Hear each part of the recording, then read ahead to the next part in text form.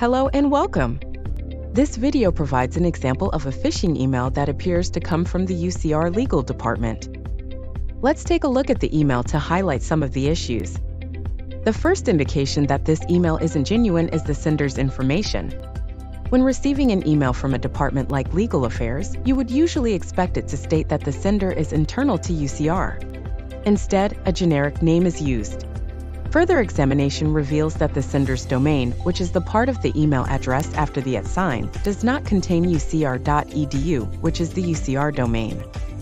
If you are in doubt about a sender from an internal UCR department, a quick Google search will help to get more information. The contacts listed on the UCR Office of Legal Affairs webpage all have email addresses that use the ucr.edu domain, unlike the address in the email. If you are an rmail user, you will notice that this email has an external label. It is important to take note of this, since it is an indication that the email doesn't originate from an official UCR service. There are additional red flags in the body of the email. The email refers to the Department of Human Health Services as well as the Civil Liberties Office. Neither is a valid department. The correct names are the Department of Health and Human Services, or HHS, in the Office for Civil Rights, or OCR. Additionally, the link provided in the email points to a URL that doesn't match the address for either of the departments.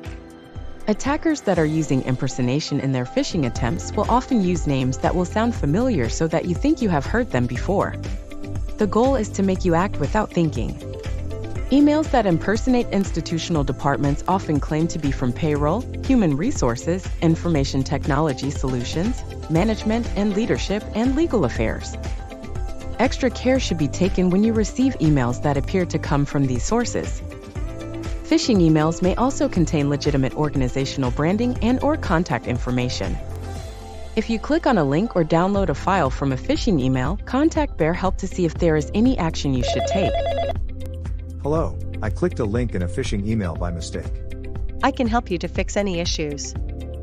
If you have not interacted with an email but believe it to be a phishing attempt, report it to the ITS Information Security Office using the Phish Alarm reporting tool.